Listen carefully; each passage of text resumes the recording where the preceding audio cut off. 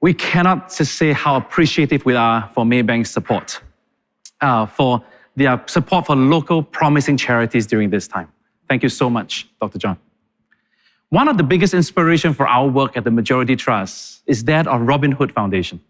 Founded over 30 years ago by Paul Tudor Jones, Robin Hood has been razor sharp in their focus on fighting poverty in New York City, giving out over $3 billion in grants, helping thousands upon thousands of New Yorkers.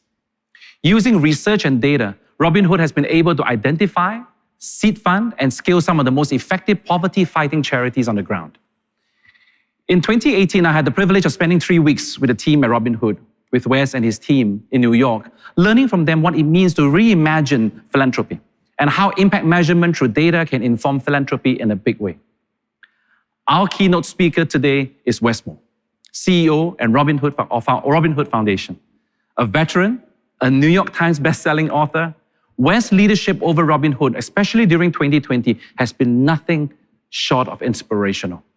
Let's take a look at the work Robin Hood did in 2020, and after that, over to you, Wes. Rise Up New York, the virtual telethon to help New Yorkers impacted by the pandemic that we aired earlier tonight on Channel 7, was judged an amazing success. $115 million. We did this. You did this. We are difference makers. Keep the memory alive.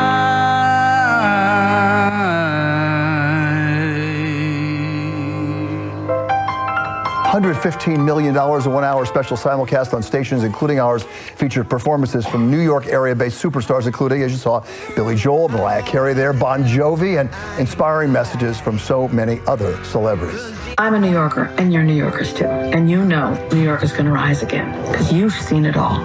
Been through 9/11, Hurricane Sandy, crash of 2008, and we've always come out stronger and more resilient than ever before.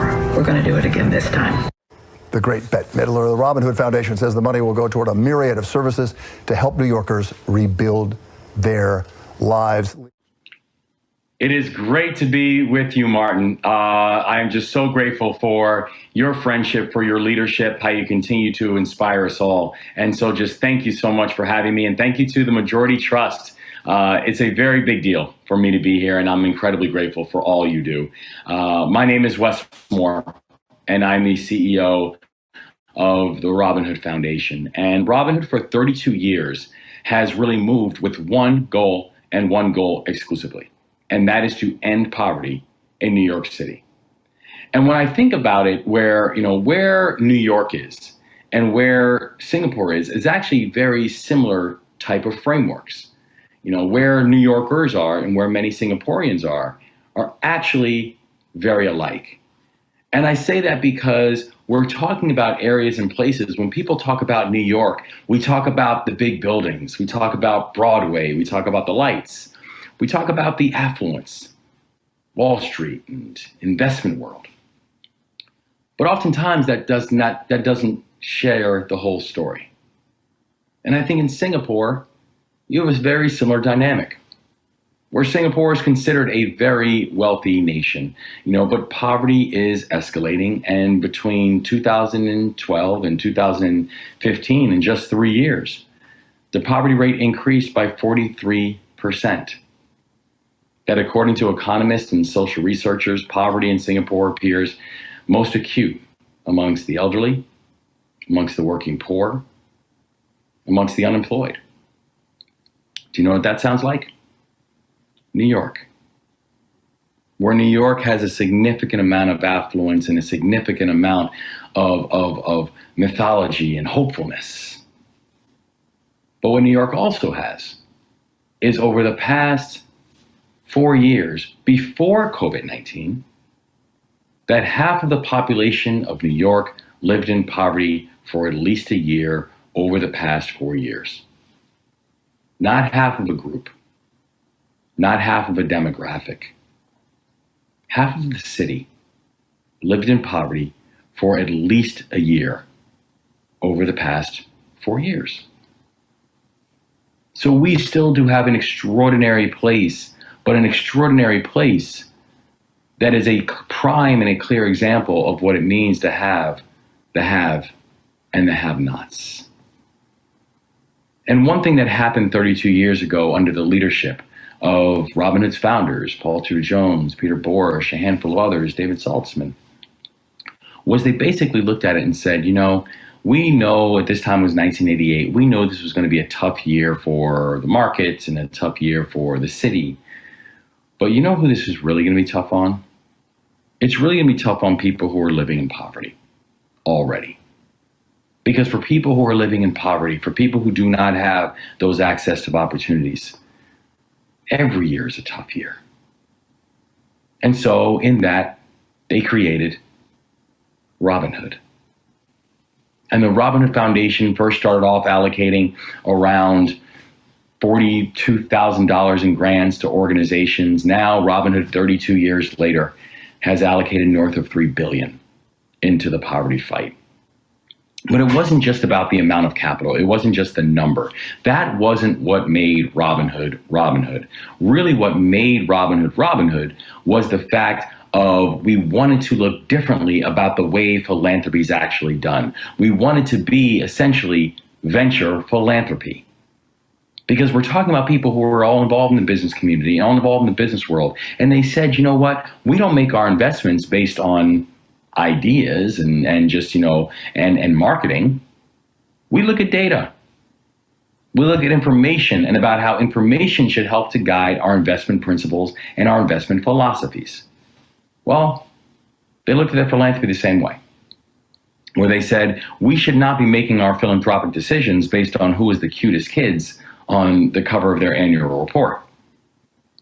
We should use data and we should use metrics. So one of the core key components that Robinhood helped to build out was how exactly to use data, how exactly to use metrics to better understand and to better analyze how we should be thinking about putting together the most effective portfolio when it comes to philanthropy and philanthropic organizations. Another core component when we talk about venture philanthropy is how exactly we can build capacity for nonprofits through management assistance. That oftentimes what organizations need, it is not just capital, it is just not just liquidity, it is not just checks. What they need oftentimes is management assistance, support for their social entrepreneurs, how to help with things like balance sheet management, how to help with things like partnership and legal and accounting, all these things that make organizations work well, all these things that help an organization go from good to great, all these things that help leaders be able to better tackle the problems that we were trying to tackle. And then the other pieces that we then had to be able to do was really think hard and think critically about how philanthropy can be leveraged to do more than just simply be capital allocators. How do we use research in the most important and compelling ways? How do we make sure that data and information and statistics that are out there, for example, like the one that I mentioned before about how many New Yorkers are living in poverty, that's with research that we do in partnership with Columbia University through an element that we built called the Poverty Tracker. And we now use that data not just to inform our own work, but we use that data to inform the way we're speaking with other organizations, nonprofits, and governments. How then do we also move in partnership in everything that we do? Move with the community in everything that we do? Recently, we started an initiative called the Power Fund, which is exclusively focused on funding organizations that are led by people of color because there is such a disparate distinction between that. And how do we leverage policy in a really powerful and important way? How do we come up with, help to craft policies and work with lawmakers to know that it's research and it's vetted solutions that are community-led, that are going to get us to a better place, and that we know that government cannot do it all alone, that philanthropy plays an incredibly important role in all this. But we also know that philanthropy can't do it all alone either. That we need partners and we need collaborators. I think about this in context of my journey into Robinhood, where I did not realize until I became the CEO of Robinhood that one of the first neighborhoods that Robinhood invested in was one of the neighborhoods that I grew up in. Well, I was born down in Maryland, which is close to Washington, D.C. My father died in front of me when I was young. And my mother had a very difficult time with the transition because instantaneously she became a widow in her 20s, and she was going to raise these 3 kids on her own. And this was not the life that she had prepared for or the life that she had expected. My mother was having a really difficult time with the transition. She finally called up her parents, my grandparents, and said that she needed help. And they gave her the answer that she was hoping that they would give, which is bring the kids up here and we can help. And almost immediately as I got up there, I found myself getting lost. Almost immediately as I got up there, I found myself living and existing in a neighborhood that oftentimes felt neglected. And the reason it felt neglected is because that it was. I immediately found myself in situations where I was being spoken to by our larger society about what was expected of me without them having to say a word. If you just simply looked at our neighborhoods and the neighborhoods that existed around us, everything from the water people were drinking to the air they were breathing, to the food deserts that people were forced to exist in, to the lack of educational opportunities, to the way people were policed. Every aspect around us was a reminder of poverty and the reminder of the weight of inequity. And right around the same time that I got up there, right around the same time that I was getting a very distinct and a daily reminder that things were not easy, nor simple, nor fair, an organization was being built called Robinhood. And one of the first places that Robinhood started investing in was the place that I called home. And so having a chance to be its leader, having a chance to be its CEO, in many ways is not just an incredibly professionally fulfilling experience to be able to work on issues that I've spent my entire adult life working on.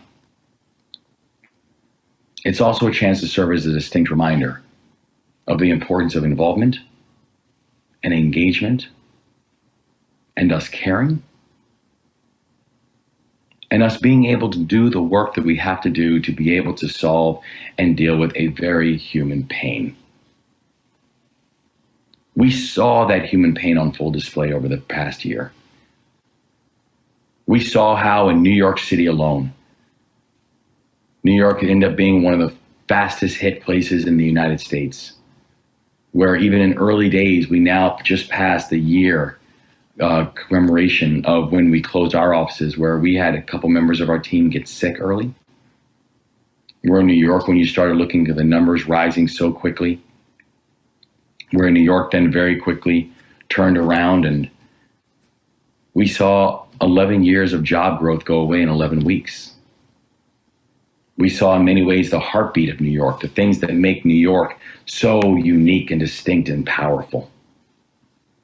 Our hospitality industry, our restaurants,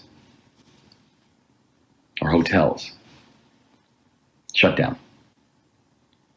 And the heartbreaking thing about that was not just about what it meant for people who were coming in, where would they stay and where would people eat. And, you know, New York's got some of the best restaurants in the world. It's also who works there. It's also who employs them. When you're looking at the hospitality industry, for example, the hospitality is some of the largest employers of our population, of the working poor, the ones who are washing the dishes and serving the coffee, changing the bed sheets. People who, even before COVID-19, found themselves wrestling with this beast of poverty. Understanding the fact that in the United States, 24% of people who lost their jobs due to COVID-19 were people who were living in poverty before COVID-19, i.e., the working poor. And so what we did during this time period was we very quickly found ourselves having to move. We very quickly found ourselves having to think through what is the greatest need that we can serve, while at the same time dealing with the long-term consequences and dealing with poverty as a chronic challenge, but also knowing there's a very human and immediate need that we had to address. And so just in that time period, just in these months, in these past 9 months, Robinhood launched a relief fund, where what we began to see as we started, it's only the third time in the history of the organization that we've actually launched a relief fund. The first time was after 9/11, the second time was after Hurricane Sandy, and the third time was now. But where we now have raised north of $70 million and have allocated now already 94% of that to go out to the most human and immediate need that we see in our communities. And because of the widespread touch that we have, the fact that we have organizations that we support in all 5 boroughs, over 1,000 every single year, we know exactly who to go to make sure the money is getting allocated and getting to the people who were most in need. So we created this relief fund, which really had a couple distinct goals. One was on how do we fortify the social service sector, which was getting hit so hard and so distinctly by this crisis. The second piece was just on emergency cash assistance, just by making sure we were getting cash in people's hands, because one thing that we were seeing, even when you saw government intervention, that millions of people were being left out. And so we found it our distinct purpose and our distinct responsibility to be able to help fill that void, to be able to have close that gap for people who needed it most in that moment.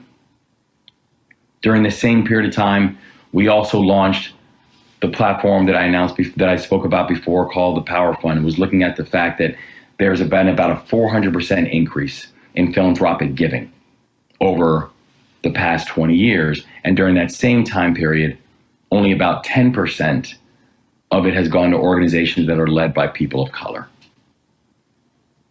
led by African Americans, led by Latinos, led by Asian Americans.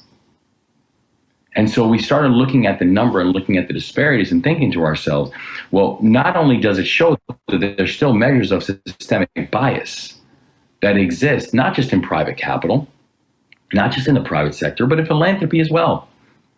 But it also showed that it didn't make sense, because it's our core and distinct philosophy that it's the people who are closest to the challenge will be the ones who are closest to the solutions. They are just hardly ever at the table. And so we created this Power Fund, which was an initiative that was exclusively focused on how do we build out the mechanisms, the capital support, but then also the management assistance support for our organizations that are led by people of color who are focusing on the same exact issue, because I am willing to make a bet that if we can do that, we can move ourselves closer to being able to find the solutions we're all yearning for. And we started leaning in more and creating and increasing our partnership with policymakers, understanding that when you're looking at why poverty exists, it's important for all of us to be able to have a coordinated and a consolidated role in being able to address human pain when we see it. And that does not just mean government. It does not just mean philanthropy. It means all of us working in concert. And I want to close out very quickly, with as I just lost my earplug, with having a conversation. And I was thinking about when I was younger, and I was actually sent to a military school because of some of the challenges that I saw in New York when I was growing up. And we had a colonel in that military school, a person who, after I was sent there when I was 13 years old. And he was very, very tough and very strict and very fair, though. And we loved him. And he loved us back. But we noticed he was losing weight very quickly. And we found out that the reason he was losing weight so quickly is because he was diagnosed with cancer and he had to leave the school. And he gave a speech to us one day, which turned out to be his farewell address. It was the last time he talked to the Corps Cadets. It was the last time we saw him. And he said something to us that day that I will not forget. He just simply said, when it's time for you to leave here, when it's time for you to leave this school, when it's time for you to leave your job, when it's time for you to leave your neighborhood, or when it's time for you to leave this planet, make sure that it mattered that you were ever even here. Make sure that it mattered that you were ever even here, because none of us are promised anything. We're not promised more days, weeks, or years. So the thing is that while we're here, let's do something special. While we're here, let's build. While we're here, let's come up with a new way that philanthropy can help realize. A new world that philanthropy can help to seed. A new place that philanthropy can help lead us to. Because we know that there's not one singular institution that is responsible for the level and the measures of inequity we have in society. There's no single institution that's going to get us out of this. So the only thing that we can do while we are doing it is to do everything we can do, is to push hard, is to continue doing exactly what you all are doing, while there's not a long history of philanthropy in Singapore. Knowing that the future of it, the stories around it, will be written by you. And that's exactly what our society needs now. So I'm grateful to be with you, Martin, always, and to all of you. And thank you for the work you're doing at the Majurity Trust. Wow. That was, I just think about that last part where you're talking about, make sure it matters while you are here. That's so true for different ones of us on this call, on this stage, the audiences at home, their philanthropists, donors, social sector leaders, government leaders. It is so true that the amount of time we have, how can we make it count? How can we make it matter? If COVID is to teach us anything, and we hope we learn a lot of lessons, it's just how interconnected we are globally, among society, among friends, but how interdependent we are. So I really do want to say how inspired and how thankful I am for what you guys are doing all these 32 years. One of the conversations about that we are having is about the way forward. Your time at Robin Hood, you have seen some major shifts. You have led some really big changes within the organization itself. I thought I'll start our conversation there. What to you were the biggest shift, you think, in New York, in America, in the West, when it comes to philanthropy? We've talked about how important data is. We talked about how important research is to philanthropists to know where to give, what to ask. But in your opinion, has there been a shift, especially with COVID, with the Power Fund, with the relief fund that you've started? What is some of the biggest shift you have observed among philanthropists, or what philanthropists are looking for? Great question. I think some of the biggest shifts that we're seeing is there's really kind of twofold. One is there's an old expression, not about us, with us.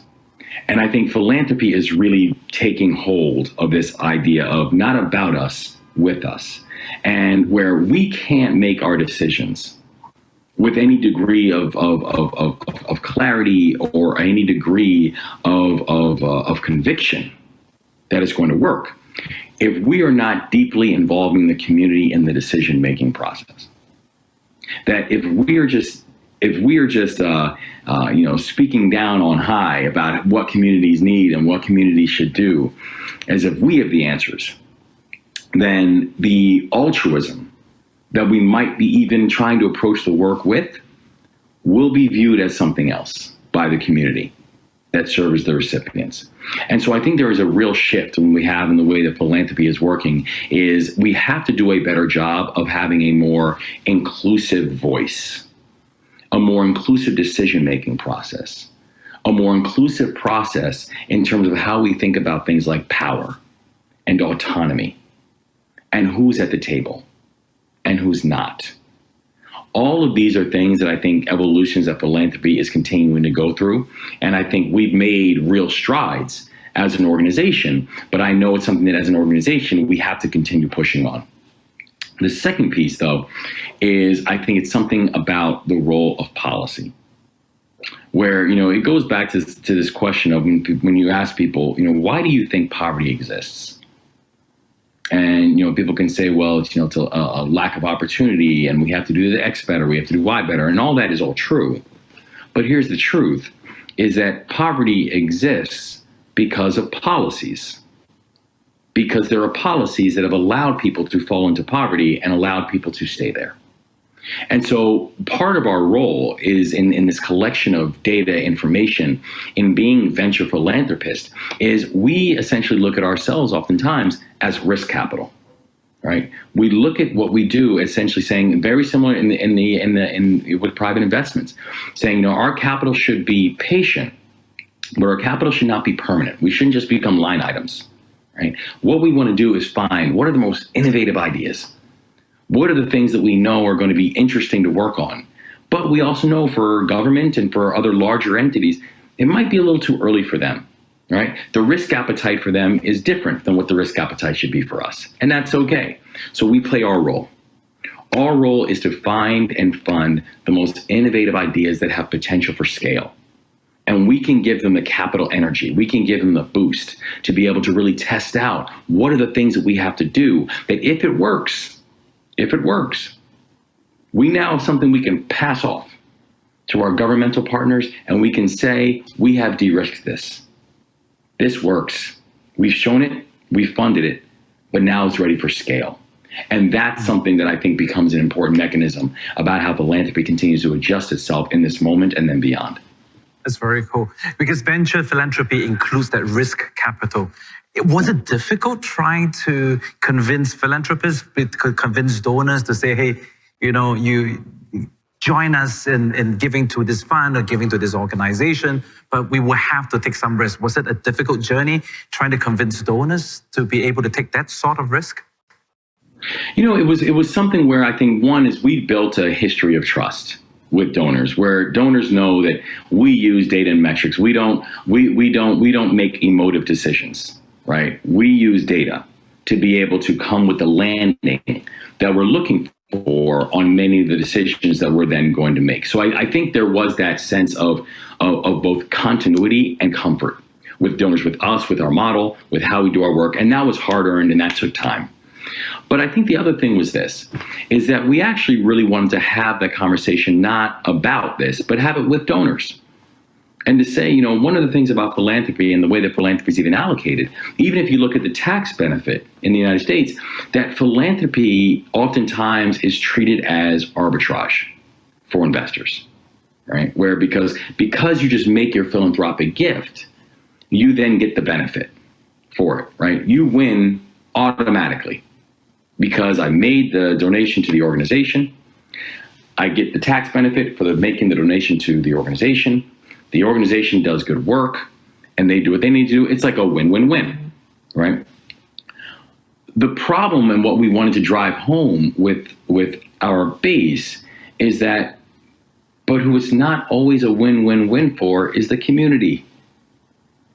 The community needs to be the one who understand and see this as a complete win-win-win. And so this is what it means to not just make sure that we're making really good grants and supporting really good organizations and bolstering really good social entrepreneurs, but also it is about having core conversations about how can we then influence policies that are making the lives of our community better. Influencing policies that are going to decrease and hopefully at some point eliminate that burden of poverty. That's how we wanted to think about it. And so it really did come down to, for almost like from a private sector understanding, who's our end user in all of this? And how do we make sure that our end user is bought in to both the thesis and bought into the conclusions of what we're trying to get done? That is so true, right? Because without that understanding, and sometimes one of the things I treasured about my time with you guys in New York was to see the relationship you have with the partners on the ground I remember going to Flushing. I remember going with your guys to see some of the grantees that you have. And the common refrain that when I talk to the grantee is that they love the partnership they have with Robinhood because you guys understand what they're going through. And I think that risk capital that you're talking about also gave them the permission to innovate, to create, and to really come out with the most effective and most innovative organization. So that's probably one of the most important things I took away from my time with you guys. I know as all good things, time flies very fast, and our time for this conversation is wrapping up. You are coming to the tail end of your time at Robinhood. You have done quite a lot during your time. I want to ask later on as a last question, what you're going to go next. But all of us as leaders running organization, we have our goals, we have our objectives and our aspiration. Is there something that you have wished you accomplished, but you really needed more time? Or is there a wish that you have for Robinhood right now, just before you are leaving in May? Wow. The list of things that I wish I could have accomplished is still very long, but actually it's one of the things that I think I'm hopeful for because we're still prepped to accomplish them. Robinhood is at an extraordinarily strong point in the history of the organization, operationally, financially, in terms of connection with the community. I think our founder and our friend Paul Tudor Jones would say, this is the organization's at its strongest point in its 32-year history, and I'm really proud of that. I'm really proud of what this team has accomplished. But my hope for this organization is on these mechanisms that we have pushed forward on these mechanisms of really being able to understand and tackle the issue of racial inequity that exists within the United States, on the issue of being able to tackle how policy and policymakers have a distinct and important role in terms of solving this, that philanthropy will play a key role in this, but philanthropy has to understand that part of its key role means being a good partner to our governmental leaders who can then make better decisions when it comes to the usage and the allocation of our capital. And that we remain close to community. Every answer we are looking for, it's already there. Someone's saying it, someone's doing it. Our job is to unearth it. Our job is to find it and to accelerate it and blast it out.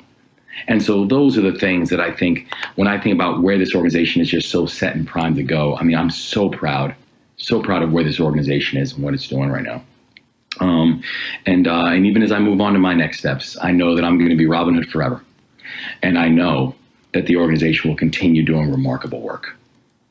That's awesome. Your announcement, we got to know about you going to step down just shortly before the announcement came out. And yours is one announcement that is covered by the news in the US. But this is a Singapore call. Maybe it's a bit easier for me to ask this question. So what's next for you? I'm still trying to figure it out. The thing that I know is, one, I will be a Robinhood still for the next few months. And so we got a lot we got to get done before then. But the thing that I also know is, what's the old investment caveat that was put down? Like, past performance does not indicate future results. The things that I've worked on my whole life, the things that I've worked on at Robinhood, these are the things I'm going to work on next. So past performance is actually a pretty good indicator as to where I'm going to land and the kind of issues that I want to work on. This is really cool. Hey, Wes, if there's one thing I can say with the bottom of my heart, a lot of what we are doing here at the Majurity Trust in Singapore, and by extent, the grantees and the donors we work with, has really been as a result of the inspiration of what you and your team has accomplished. I wish you the very best. Thank you so much in the last few months to agree to do this conversation with us. And there's so much to learn. And I hope that as we all settle with COVID, we can start traveling again, be it in New York, be it in Singapore. Thank you so much, my friend. Bless you, brother. Thank you so much. And thank you all for all you continue to do. You inspire me, and I look forward to being your teammate for a very, very long period of time. Thank you so much again, Wes. It's really good to have you